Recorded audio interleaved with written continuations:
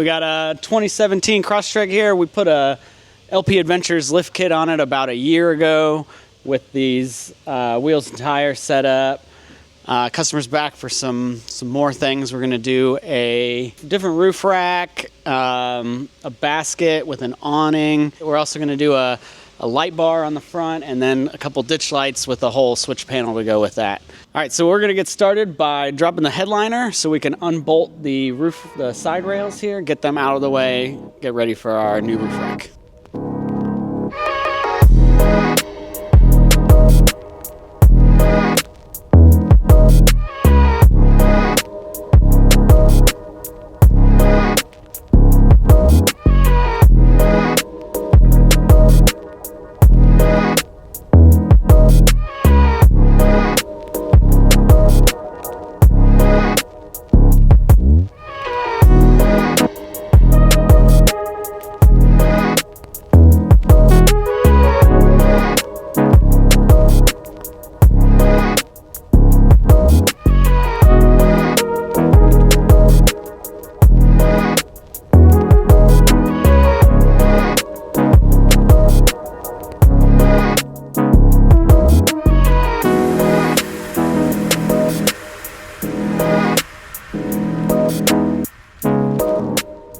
We've gone ahead and got our Nashfab roof racks put on, all the crossbars mounted.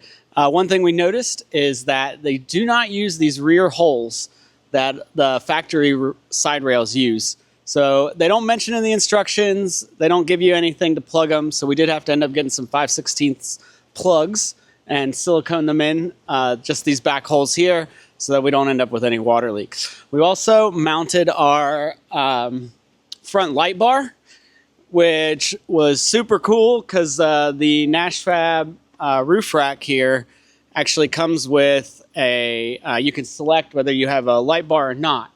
And it makes a really nice sleek spot to mount the light bar. The only thing we're gonna have to do is the wiring for it is a little too short to make it under the hood for us. And we don't necessarily love all the shiny covering, so we're gonna go ahead and extend these wires, cover it in more of a matte heat shrink that'll slide down this windshield, and you barely even notice it's there once it's all done. So once we get that done, next up, mount the ditch lights, and then go ahead and start mounting and wiring our Dynamics switch panel, which comes with a super cool solid state relay box and everything under the hood, which we'll show you in a little bit.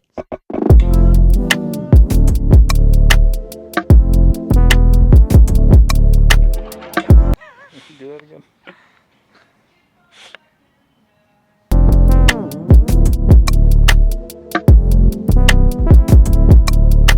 All right, we got our ditch lights mounted. We got the wiring for the light bar extended and ran. And now we're hooking up it's a solid state relay box for the Dynamics switch panel. It's a super cool piece. Basically, you can get rid of all the wiring that comes with your lighting. So this has your relay, battery hookups, the relay to run it, and a switch right here. Well, we can throw all this away. We cut it down just because we can wire straight up to the light since this has everything built into it. It also has way more functionality than just a on-off switch. You can strobe your lights, dim them. There's several functions. It's a super cool box. We mounted it here. It pretty much mounts anywhere you can find a spot. We were actually repurposed the L brackets that come with the light bar. Worked great and mounted it right over the strut here, out of everything's way, close to the battery for the hookups. So that makes it super easy for that. Next step, we're going to cut up the harness that goes to the ditch lights. This one's a little different because it has a mode function. It uses a momentary switch, but this panel, the Dynamics piece, even has an option to make one of its buttons a momentary switch, so you can switch through modes of the lights that come with it. So super cool piece. We're gonna cut that harness up, get those ditch lights wired up, and then we will mount the switch panel inside the car and program it.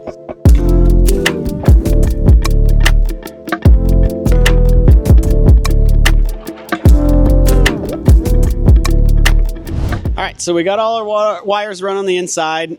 This is our switch panel. We're going to mount. It does come with a universal mount, which is a great mounting solution for this to put on pretty much any vehicle. We noticed that this little spot on our Subaru Crosstrek actually was a great place for it to sit and live without having to use the mount.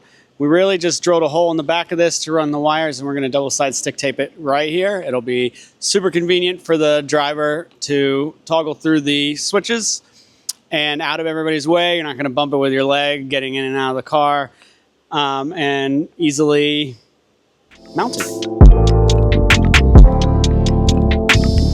So the switch panel, now that it's hooked up, we can go ahead and test out the lights. This one's for our roof light bar. It's a simple on off. We will label that so you'll be able to know. This one goes for our ditch lights. And then we will reuse this second switch as a momentary switch. So when our ditch lights are on, once it's set as a momentary switch, it'll toggle through the different functions it has, whether it's strobing or red light strobing, all kinds of options. Just got to program that momentary part and we'll be done. All right, last thing we got to do for the switch panel, is add our stickers for what the buttons do. They have so many options. I mean, you can run a refrigerator named fridge. You can do your generator, your sound bar, any light combinations. They've got so many options here. Pretty much run anything you want off the switch panel and have it labeled. We are now on to... Did you just laugh? Yeah, it looked like you laughed. You got me. Made me laugh. Now we're moving on to mounting our awning. That's what that's called. Now... Just zoom into your face right there.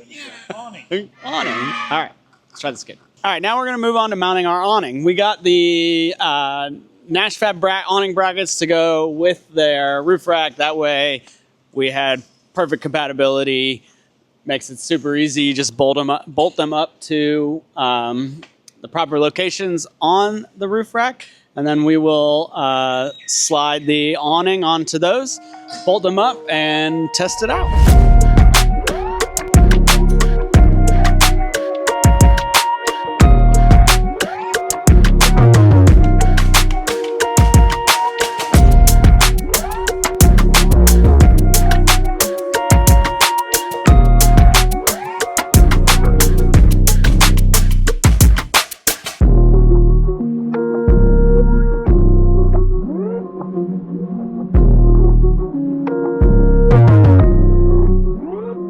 We went with the Primitive Racing full skid plate package, front, middle, rear. We love Primitive skid plates. They're super thick. They do great, easy to mount. So we got the front, which replaces the plastic engine cover. Middle to protect the transmission pan for the CVT. And then this back one here for the rear diff. Again, super great pieces, super easy to install. Now we're going to go ahead and get it down on the ground and take a look at everything we put on all together. All right, so we have here a awning for the passenger side. Now, since we're in America, this is the driver's side. So, yep, we're going to go ahead and change that.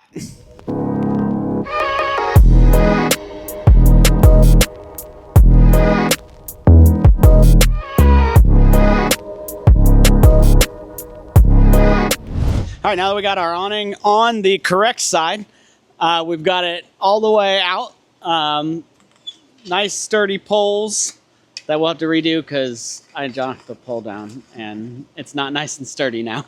So let's start from over here.